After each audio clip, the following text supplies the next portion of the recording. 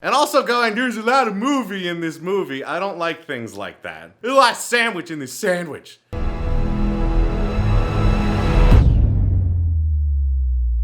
What's up, you guys? Welcome to Boss Level 8, where we make fun of movie critics. We just watched Wreck-It Ralph 2, or Ralph Breaks the Internet, or whatever the hell you want to call it. I can't understand what kind of bad review this is going to be, because it seems like people really like this, but there's always at least one critic who's going to shit on something. So let's take a look at Bob Chipman's review and see how he craps on it and then make fun of him. If you've never been here before, make sure you hit the subscribe button and the little bell right next to it so you can get notified every single time we have a new video. Now let's read this review for the first time together. The original Wreck-It Ralph is just a little bit older than my last movie review for this site, and I suspect it, unlike me, left a lot of people wanting more and wondering why it didn't return sooner. Dad?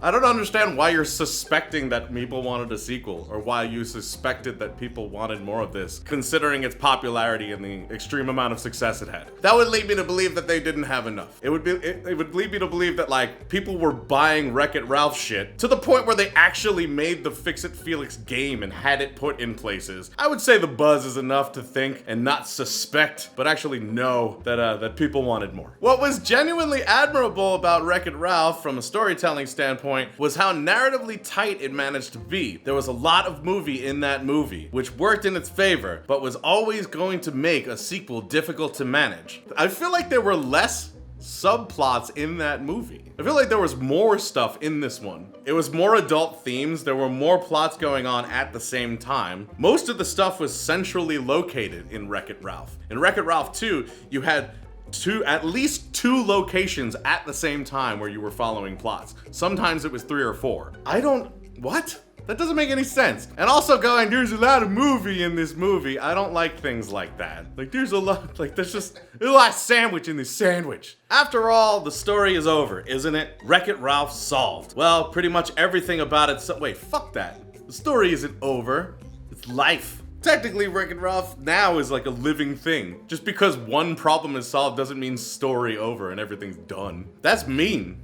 That's sitcom shit. That's like everything's solved. This is more like Wonder Years, where they didn't get to end it well. And you're like, man. That's the whole thing, is that Wreck-It Ralph had an issue, and then that issue gets solved. And it was a very personal issue. He was like, I don't want to be a villain, and everybody looks at me that way, and now everybody doesn't look at me that way. But that doesn't mean like life over. Now people don't think I'm a villain. Everything's okay now. It's like when an actor just like completely fucks their career because of like alcohol and drugs. Like Mickey Rourke had to come back and make The Wrestler for us to be like, okay, now we're seeing something. Tara Reid made Sharknado, and I feel like she hasn't bounced back. That story's definitely not over. Where would a continuation go other than to dig even deeper into its grab bag of mixed metaphors, expand on the potential of its uniquely realized video game world, or, failing that, just descend into a showcase for character cameos and video game references? That's odd, because I'm pretty sure you're reviewing Emoji Movie, and not this. Because if you actually watch the movie, there were a lot of cameos that happened, but a lot of adult themes involved. The references made social commentary. It was satirical. The fact that you couldn't see it would lead me to believe that you are 5 and the one who was like, pretty colors and cars, and didn't really give a shit about the jokes or the story.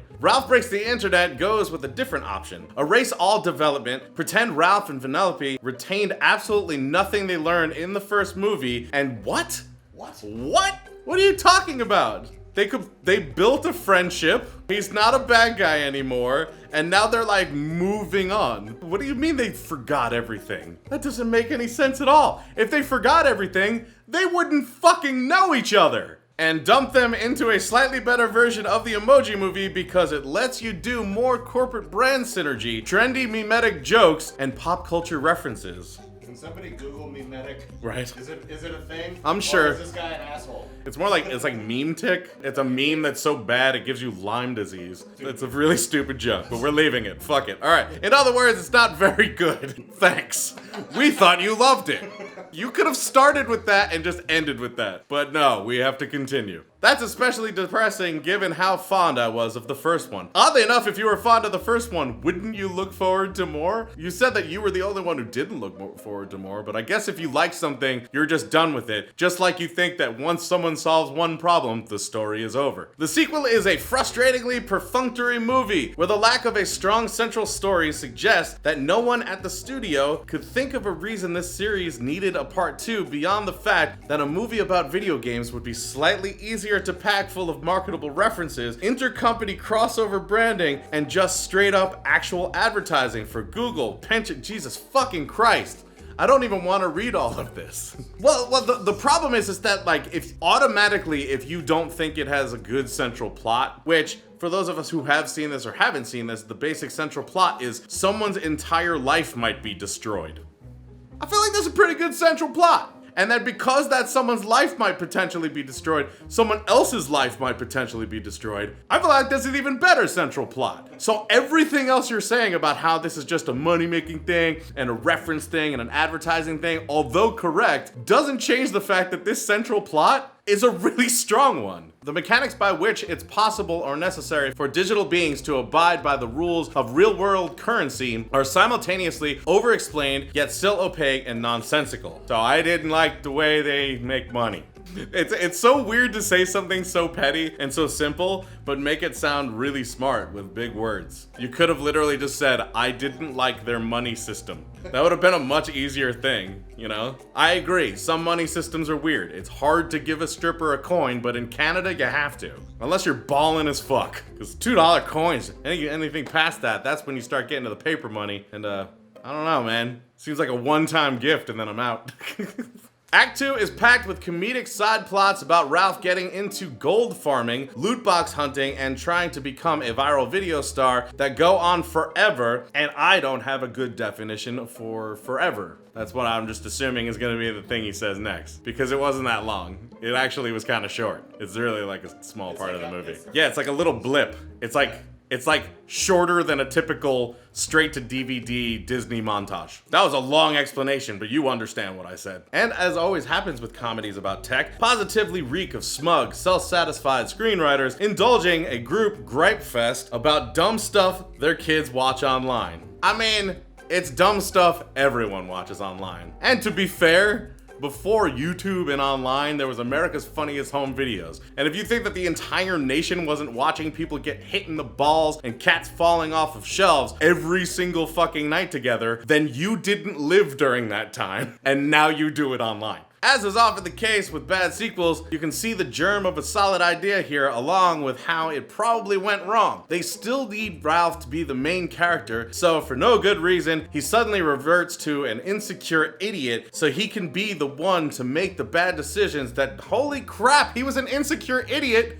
in the first one. He was sad about his entire life and insecure about who he was. The whole first movie. You're upset about Ralph's actual personality. Like, you know, I feel like Wreck-It Ralph's a little sad and unsure about who he is in this one. But the other one, where he didn't like the fact that people looked at him in a certain way and saw him as a villain, he just had the confidence of fucking Mayweather.